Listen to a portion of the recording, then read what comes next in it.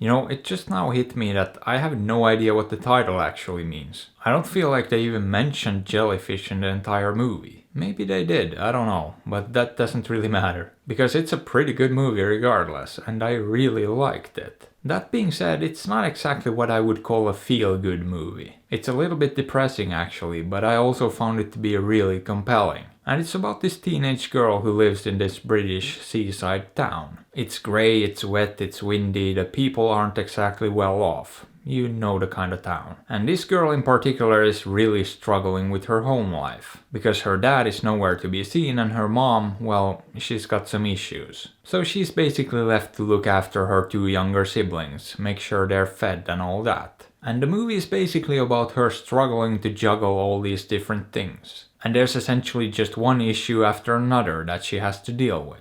And her situation just keeps getting worse and worse as things pile on and it all starts to eventually crumble. And you know, the writing in this is really good, as are the performances. I believe this main character 100%, it just came across as authentic. So I immediately sympathized with her situation and it got me invested in the story. I found it to be really compelling and it got me emotionally invested too. And by the end of it, man, it was kinda brutal to be honest. Because as I said, this is no feel-good movie. It's kinda tragic actually. And kinda heartbreaking too, because she's just stuck in these terrible circumstances. And she's trying so hard to make it work, but everything just keeps falling apart. And I guess what makes it even worse is that I know this situation isn't that outlandish. These kind of things really happen. There are people whose lives are this bad. And the worst part is that she's just a kid. None of it is her fault. She's not in this situation because of a lifetime of poor choices and bad decisions. She was born into it and now she's stuck while everything just crumbles around her. But here's the thing, it's also not a complete bummer of a movie. It doesn't have a fairy tale ending or anything even close to it. But it does end on a somewhat positive note with a glimmer of hope in sight. And you know, a while back I reviewed a movie called The Party's Just Beginning.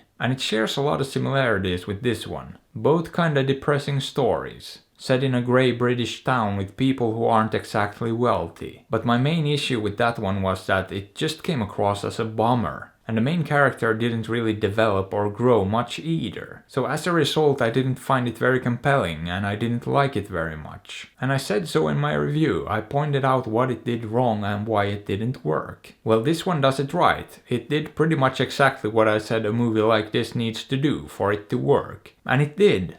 You can absolutely take a tragic or even depressing story like this and make it compelling and believable, and the end result is really good. A movie like this doesn't need to leave you feeling down and bummed out at the end. But that also doesn't mean it needs to have an overly happy Disney ending. There's a lot of middle ground in between and this movie found it. There's not necessarily any real finality or closure to the whole thing, but I still found the ending to be satisfying and it definitely worked. And I like sort of ambiguous endings anyway. There doesn't always need to be a full stop there, especially when dealing with stories like this, because life goes on. There are no actual endings to stories like this. The situation always evolves and continues to move on. So I like when a movie like this doesn't force the ending like a lot of them do, where every little thing needs to be wrapped up neatly. So yeah, I thought this whole thing was just really well handled. And I don't really have many complaints and they're all pretty much nitpicks anyway.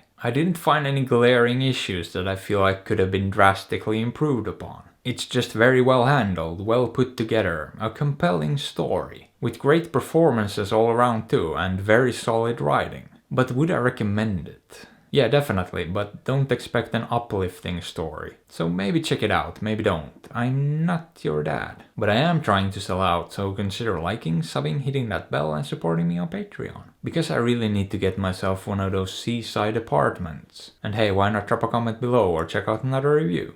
I'd appreciate it. Thanks.